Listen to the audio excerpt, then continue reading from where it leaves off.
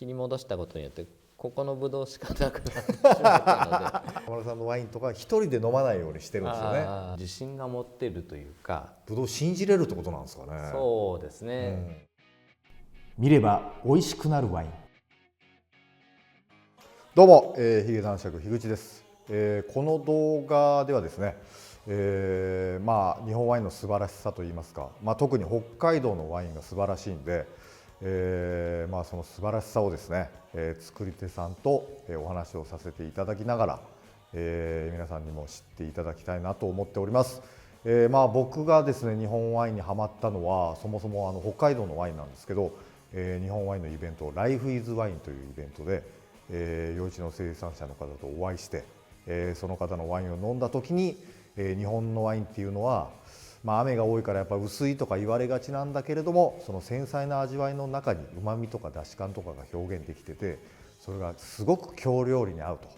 和食に合うんだというお話を聞きまして、そこからなるほどと思って、そこから僕もワイナリーいろいろ行かせていただいたりとか、農家さんの畑ちょっと見学させていただいたりとかで、余市町ワイン大使にも、就任させていただきまして、木村農園さんという憧れの畑でですね、1年間の栽培の流れとかも教えてもらったりとかして、いろいろ皆さんにねそれをお伝えできればと思っておりますので、ぜひこの動画をご覧ください。お願いします。まず、一発目のですね、生産者の方は、ドメーヌモンの山中さんです。結構普段から仲良くさせていただいておりまして、東京でもね一緒に飲ませていただいたこともあるんですが、山中さんのワインがねこれもすごく美味しくて、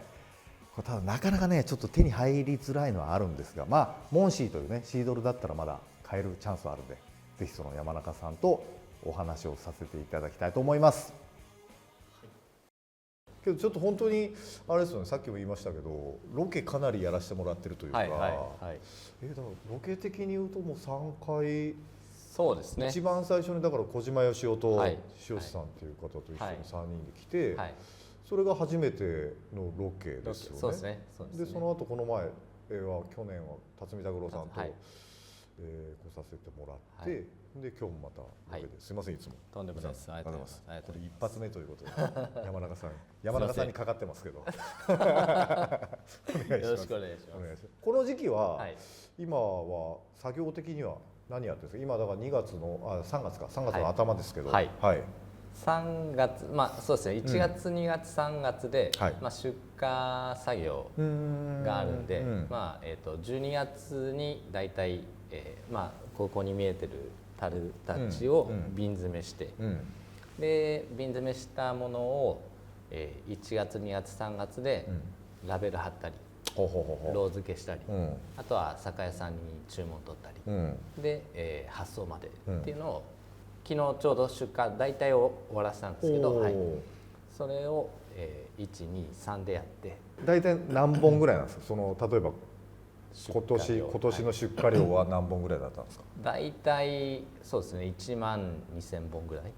1万2000本、1万2000本お一人で。そうですね。大体この余市の方たちは、大体皆さんお一人でそういうぐらいの本数はやるんですか。どうでしょうね。多分でも、ご家族とか、家族と2人とか、自分の場合嫁が、確定申告担当で。そうか、それでまたお忙しいんですね。なるほど。醸造の作業とかはね、奥さんもね一緒にやられてたら、そのロケの時にお邪魔しましたけど一緒にやってましたけど、そうか、確定申告奥さんが担当でやって、自分は出荷の方を専門で分業して一応やってます。それでこの後、要はイベントで全国。そうですね。これでちょっと一段落するので、ちょっと、なかなかこう営業とかに行けない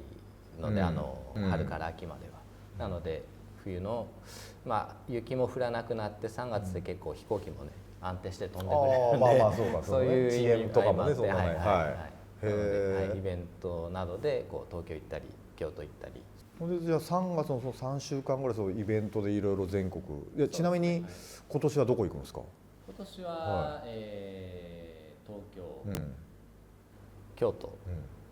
あとは大阪。はい。大体いつもそんな感じですか？大体そうですね。こうちょっと主要都市を中心に回るようにはしてます。海外に行くことはないですか？海外は、今韓国から結構ラブコールが今韓国すごいんですよ、ワインの熱が。あ、そうなんですか。しかも日本ワインに対する。日本ワインもちょっと、でもどっちかっていうともしかしたらナチュラルワイン的な感じの方がこう流行ってるみたくて、でその中の、一つ日本の中でも北海道の生産者はナチュラルな生産者が多いじゃないですか。なのでそうですね、日本っていうよりは北海道の生産者は、韓国だけじゃなくて、今東南アジア、あとはそれこそフランスとか、アメリカとかでも、ニューヨークあたりナチュラルワイン流行ってるので、やっぱそういう地域の方々は結構、日本っていうか北海道っていうところにも焦点を当てて、やっぱり北海道がやっぱり注目されてるんですか？日本ワインの中でも。そうですね、やっぱりこう冷涼な地域っていうのがどうしてもこうなんていうんですかね、エレガントで複雑なワインっていうのを生みやすいっていうのは、ブルゴーニュシャンパーニュとかもそうですけど、こうどうしても冷涼な地域の方がそこら辺は分があるというか、でまた北海道の生産者すごい、土面高彦をはじめ、すごく質の高い生産者が多いので、余計こうブドウの質もそうだし、生産者のそのねワインの質もいいっていうところで、徐々にこう口コミというか、やっぱり飲んで、これだったらブルゴーニュに負けてないんじゃないのとか、それ耳に入ってきてますか？山中さんの酸味とかっていうのもあるんですかね？そうですね、絶対に酸味はやっぱりこうもともと持ってる補酸じゃない酸っていう綺麗な酸があるっていうのは、もうすごい今温暖化で世界中どこでも酸が抜けてきちゃってるんで、やっぱり北海道もね若干ある温暖化の影響あるとはいえ、やっぱりまだまだ冷涼な地域の世界の中でもトップな冷涼地域なので、だから北海道ならではの酸を求めてというか。そうですね。だからね、モンティーユとかもだって日本でそうですね、北斗でしたっけ、やってますもんね。あれもやっぱりそういうちょっと北海道に注目しててっていうのはあるんですかね？間違いなく多分あると思いますよね。だってブルゴーニュの老舗のワイナリーが世界中でいろいろ探してて、北海道に来たっていうことですもんね。いや、これでそう山中さんに会ったら言おうと思ってたことがあって、一月ぐらい前なんですけど、東京のとあるワインバーがありまして、日本ワインバーがあって、でそこで飲んでたらお客さんに、香港から来た方がいらっしゃって、でその方が香港で、ウイスキーバーをやってる人で、日本のワインを探しに来たみたいな。どうやら東京でいろいろ酒屋さんとか回って、で今結構香港でも日本ワインブームじゃないですけど、結構注目されだしてるってことで、日本ワイン会この前やったんですと。で写真見せてもらったら、10本中、9本余市のワインでした。すごいと思って。それで何が一番美味しかったですか？今まで飲んだ日本ワインで、その中にはなかったんですけど、日本ワインの中で一番美味しかったのはモンシーだって言ってました。シードルですけど、山中さんのどんぐりとか飲んでないんですかって聞いたら、いや手に入んないっつって。いやただけど今度山中さんに会うからそれ言っときますよっつって、いや言ってますよ。だからモンシー飲んで、いやちょっとこの人のワイン飲んでみたいと言ってました。ありがとうございます。だからなんかそういう声ってやっぱり届いてるんですね、山中さん。そうですね。あとはやっぱり去年そのノーマ京都があったじゃないですか。そうだ、ノーマ京都ね。あれでやっぱフーディーな方とか、こうやっぱ日本でやったので、東南アジアのそういうフーディーだったりワインラバーだったりっていう人たちの富裕層たちが結構乗り込んできて、でやっぱりそこでうちのワインとか土目高彦のワインが出てたので、それで結構アンテナに引っかかってそれも結構大きかったですか？多分統計取ってるわけじゃないですけど、多分その影響は結構あるんじゃないかなとは思います、ね。で山中さんも行かれたんですよね、そのノーマ京都は。そうですね。なんかね、僕お会いした時はまだ行ってないっていう話をして、なんか連れてってください、いや僕もそんな予約取れないですよみたいな話してたんですけど、それ高彦さんとかと一緒に行ったんですか？また別です。一緒にはい曽我さんと一緒にあそこのチーフソムリエとも仲いいので、それはだからデンマークの方、コペンハーゲンの方ってことですか？そうですね、はい、そうですね、ノーマの女性の方なんですけど、その方がうちにも何回か来てますし、紳士に、でその方が曽我さんにせっかく出してるのに食べに来ないのっていやいや、だ予約が取れないんですよってことですよね。そしたらキャンセル出たら、そこに一応ねじ込んであげるっていうことで、いやけどキャンセル出ないと入れてくれないんですね。だってそのノーマ京都っていう、ノーマね、世界一を4回取ったレストランで有名ですけど、それが京都に来て、いろんな多分焼酎とか日本酒がある中で、日本のワインが確か僕が見たのは3種類で、そのうちの1本がどんぐりでしたもんね。それが入ってるのにキャンセル待ちだとでそれキャンセル出たんですか？キャンセル出たところに、そうですね、で行ってもらって、どうでした？ここでそのペアリングとね、自然派のなんかお料理というか、そうですね、ですよね。そうですね、自分のワインに関しては、すごくペアリングがあってた。何とペアリングしてあったんですか？金目鯛の照り焼き、それもすごい合いました。そうですね、でまたワインの状態もすごく良くて、やっぱしっかりと管理されてるのかなっていう印象は。そのどんぐりのヴィンテージは？ヴィンテージが2021だったんで、まだリリースしてね半年も経たない5月に行ったんで、そうか、そのリリースして結構すぐというか、3月リリースして5月だったんで、まだ2ヶ月ぐらいしか経ってなかったんで、あんまり安定してないかなと思ってたんですけど、基本的にだから1年ぐらいは飲まないでくださいってね、よくおっしゃってるから。でもすごく美味しく、こういい温度帯と、グラスと、保存状態も良かったんでしょうけど、これけどやっぱりその山中さんのワインってもちろん美味しいんですけど、やっぱその提供する方にもちょっとあれですよ、気を使っていただきたい点とかって何かあります？やっぱ温度ですか？温度、グラス、やっぱりピノグリって聞いちゃうと、皆さんどうしても白ワイン用のグラスで結構飲まれる方が多くて、実際に何にも自分が言わないと、やっぱり白ワインのグラスをこうワイン会とかでもご用意されてる方が多い。ピノグリって聞いちゃうとそうですよね。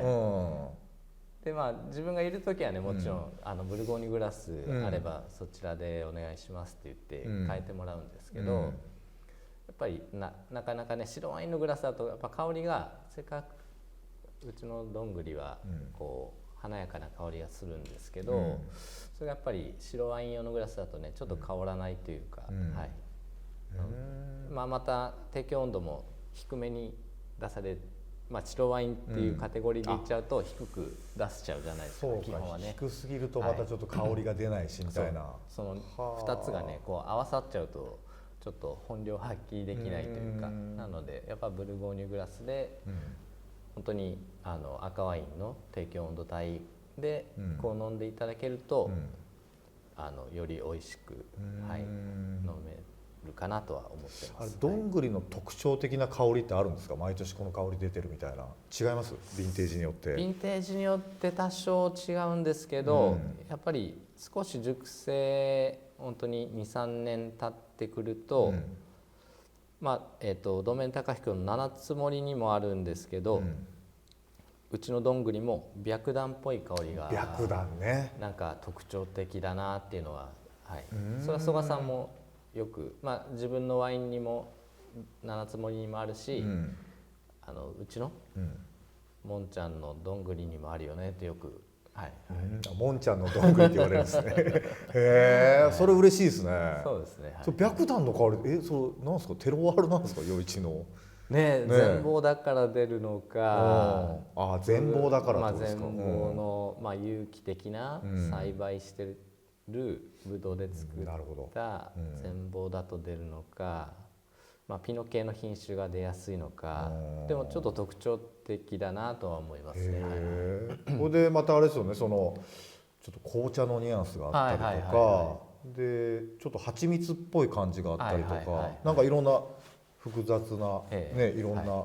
でお花の香りというかなんかね、っていうのもあるし、ちょっとオレンジっぽい感じとかあるし、なんかそのどんぐりの特徴というかで、各都徳島屋さんでおすすめされて、なるほどと思ったらウニに合うんですよね。そうですね。これだから魚卵ってやっぱりちょっとねワイン合わないんじゃないかみたいなことを結構よく言われますけど、ウニに合うワインってすごいですよね。そうですね。またウニの甘苦さというか、あれにやっぱうちのどんぐりのうちのどんぐりも甘苦い甘苦みがあるんですよね。それがすごくマッチしてて、確かにちょっとスパイス感みたいなのもあり、確かにこれがウニにすごい合うんですよね。これがおすすめですよね。そうですね。この時期にウニの美味しい時期に余市に来て、余市のウニとうちのどんぐりを合わせるっていうので、ツーリズムをね。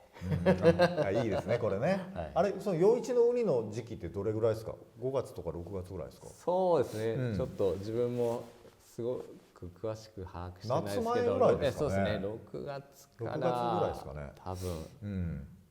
8月ぐらいが旬なんですかね。だからその時期をずらすとだからね食べれなかったりするんで、この時期に余市に来てそれこそね角戸さんのとことか行っていただいてどんぐり、あれどんぐりは飲めますもんね。ほいで角戸さんと飲み比べセットがありますから。だからこれもだから魚卵というかそのウニに合うっていうのはやっぱりあれですか、その SO2 そのアリウ酸が入ってないからっていうのはあるんですかね。それは大きいかもしれないですよね。やっぱりどっかのワイナリーさんのメルシャンさんかどっかの研究でも SO2 があるとやっぱり魚卵の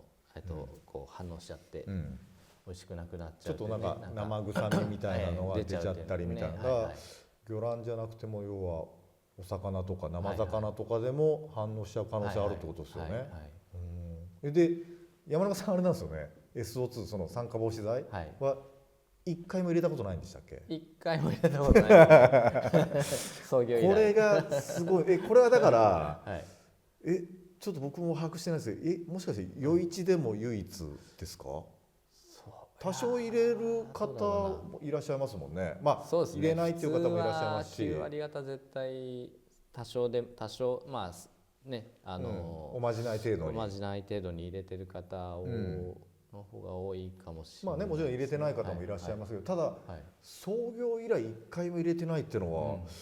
あんまり聞いたことがないような、いらっしゃるかもしれないですけど、ご視聴いただきありがとうございます。チャンネル登録をぜひよろしくお願いします。